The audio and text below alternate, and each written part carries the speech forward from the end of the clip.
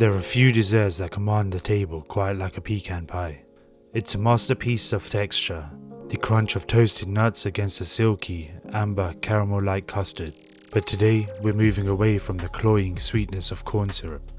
We're using 100% pure maple syrup for a rich, woody depth and just a splash of bourbon to give it a sophisticated, smoky edge. This is the only pecan pie recipe you'll ever need. Let's begin with the foundation. A great pie starts with a stellar short crust. We want it buttery, flaky, and strong enough to hold that luscious custard filling. To make the pie dough, start by adding flour, sugar, and salt into a bowl and whisking together, followed by cold butter cut into 1 centimeter cubes.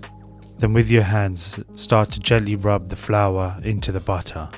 Continue rubbing until you reach a sandy texture, with the lumps of butter still visible. It's important to make sure the butter is cold. The reason being, if the pie dough is made correctly, pieces of butter will be left behind, and when baked, the water in the pieces of butter evaporate instantly. This creates pockets of steam that puff up the flour, resulting in those delicate, flaky layers. If the butter melts before it bakes, you'll end up with a greasy, tough pastry instead of a light, crisp crust. Next, we bring the dough together. Start by adding in half the ice-cold water and bring it together with a spoon. As the flour hydrates, you'll start to feel the dough come together bit by bit. Continue to add the ice-cold water a tablespoon at a time, mixing in between each addition. You know you've added enough water once the dough becomes sticky and shaggy, like you'll see here in just a second. To double check this, perform the squeeze test. Take a small portion of the pie dough and squeeze in the palm of your hands. If it holds together without crumbling, you've added enough water. At this point, work the dough against the side of the bowl until it starts to come together. Place the dough onto a piece of cling film or plastic wrap, flatten into a disc and wrap up carefully and place into the fridge for an hour. After an hour has elapsed, onto a lightly floured workbench, place your pie dough and begin to roll.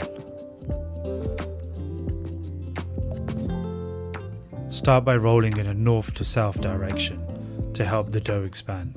After a few rolls, rotate the dough 90 degrees and continue to roll in the north to south direction. As the dough starts to get a little larger, you can start working towards the corners to help shape the dough into a round disc.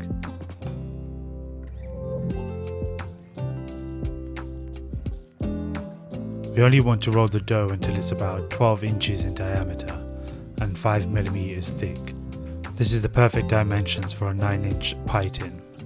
Next, carefully transfer the pie dough onto a baking tray and place into the fridge for about 5 to 10 minutes to just set firm again.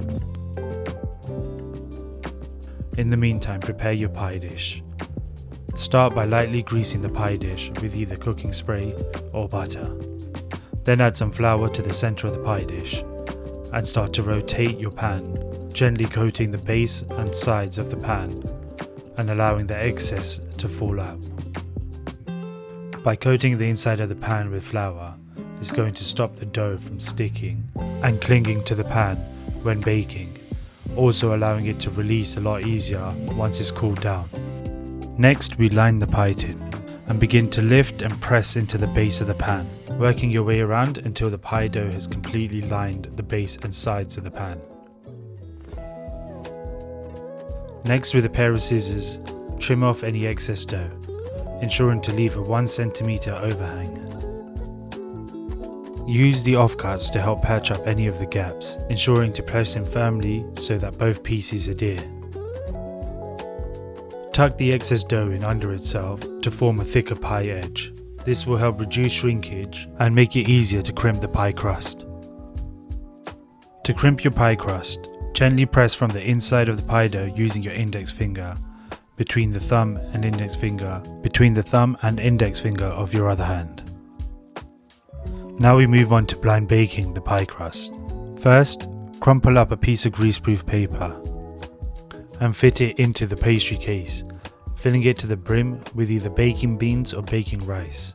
Spread and flatten the rice and press down firmly to pack the rice in against the wall and base of the dough. If the rice isn't packed in properly against the pie dough, you risk the pie dough moving and shrinking during the bake. Bake the pie crust in an oven at 170 degrees Celsius or 338 degrees Fahrenheit for 25 minutes. After 25 minutes, remove the baking weights and continue to bake for another 10 to 15 minutes until the base is lightly golden. Once removed from the oven, apply a thin egg wash with a pastry brush to seal the crust. Then leave this to cool for 15 minutes. And turn your oven down to 150 degrees Celsius or 302 degrees Fahrenheit. While the pie dough is cooling, we'll go ahead and make our custard mix. Into a mixing bowl, add in your eggs, light brown sugar, whipping cream, maple syrup, melted unsalted butter, sea salt, vanilla bean paste, and bourbon. Give it a whisk until the mixture is fully emulsified and forms a smooth, glossy custard, and set aside. We're using pecans in two ways. First, we roughly chop a generous portion into a fine crumb. This will then be filled into the pie case with the custard, ensuring every bite has that signature nutty crunch throughout the entire depth of the pie. Pour your chopped pecans into the par-baked shell, spreading and flattening to create an even layer. Then gently pour in about 90% of the custard mix. Do this slowly, allowing the custard to flood between the pecans and fill every crevice. Arrange the reserved whole pecans on the surface, working from the outside in to create a decorative pattern, before carefully spooning the final bit of custard over the top to glaze the nuts. Place the pie in the oven for about 30 to 45 minutes. To achieve the perfect texture, look for a unified wobble. The custard should be set around the edges but retain a gentle movement in the center when lightly tapped. And there you have it, my pecan pie with maple and bourbon. I truly hope you enjoyed watching this video. Be sure to like and subscribe and hit that notification bell to get updates for when I upload next. And as always, the full printable recipe and links to the equipment I've used in this video are linked in the description below.